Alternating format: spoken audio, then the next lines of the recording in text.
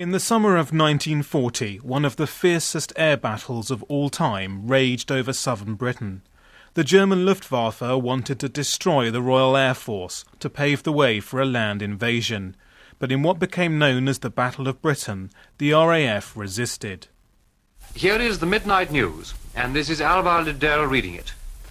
Up to 10 o'clock, 175 German aircraft had been destroyed in today's raids over this country. Today was the most costly for the German Air Force for nearly a month. In daylight raids, between 350 and 400 enemy aircraft were launched in two attacks against London and southeast England.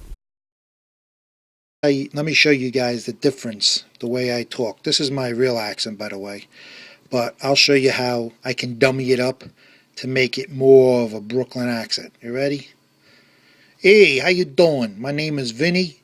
I just want to let you guys know that everybody seems to mimic us and say words like coffee and all this other stuff. Oh, forget about it. Let me tell you guys, let me explain something to you guys. You got girls out there and guys out there trying to be like this, talk like this. Because you know why? Because they think it's a cool accent. And I'll tell you why. From the movie Soprano or the TV drama series Sopranos, they talk like this. With that, I tried to persuade them to vote yes, but I absolutely respect the choice they made. And what I'm saying is if they don't change their minds, then it wouldn't be right to have another referendum. But in a democracy, people are allowed to change their minds. Now, I'm not suggesting that one opinion poll showing majority support for independence would be sufficient, or even two. We've actually had a couple of polls in the last couple of months showing majority support for independence. What I'm suggesting is that you would have to see over a sustained period of time clear majority support for independence that was indicative of the fact that a significant number of people who voted no had changed their minds. Now, in those circumstances, no politician has got the right to stand in the way of democracy.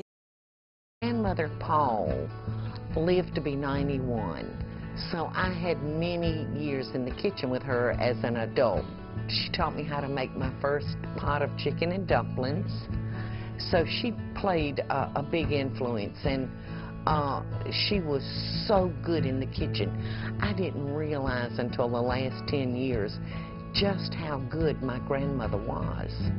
I'll never forget the day I called my grandmother and I said, "Grandma, I have figured everything out."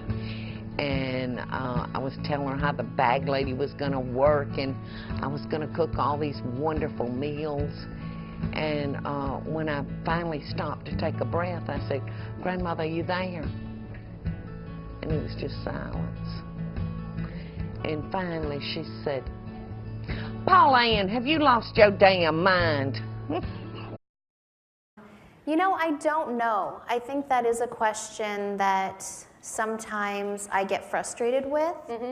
I pride myself in my work ethic, and I work really hard, so I think that, you know, I think that sometimes when people hear that I might have gotten success off of a reality show, Right. they take that as a negative. So I think that you know, we're filming our 10th season right now, and we've had, I think, 9 seasons of spin-offs. So our show, I mean, we have more episodes than I Love Lucy. I mean, we have so many amazing milestones that people don't really stop and think about. And I'm so proud of the show that I would love to continue it to go on as long as it could possibly go. Just, I mean, because it's fun and because I love spending time with my family, but also because I really, I love to prove people wrong, and I love people to get to take the time to understand me. And Buddy, where is my $10? You don't want to give me my $10? But it is my $10. But I feel very, very happy when I succeeded at that too, when my team succeeded at that too. But this sense of pride is so extremely special. It is special because I have perhaps one of the most creative and wonderful, humble people that I've met. We started about 5:30 in the morning. We go till about 4:30 in the afternoon. Working on H2O is just the most amazing fun, but one of my personal favourite parts about working on H2O is the coolest people that I get to work beside every day. So I'm going to introduce you to a few of my classmates, including my on-screen boyfriend Lewis. This is Angus McLaren, who plays Cleo's boyfriend on the show, Lewis. Yeah, ooh, there's a big one, but I don't know if I can drop that. You can't drop the really big one. All I'll say, there's a bit of change coming to Lewis's life. You have to go. Fulfill your potential, and I've got to let you. Yeah, I think that Trump is. Look, I said publicly last August that I thought he would be the Republican nominee, and that was laughed at. I don't think we should, I think people are no longer laughing at the possibility of what could happen. I mean, people say to me all the time, you know, like, how bad could it be, really? I mean, if Trump gets in, and I'm like, well, what do you mean by how? What's the scale of how bad? How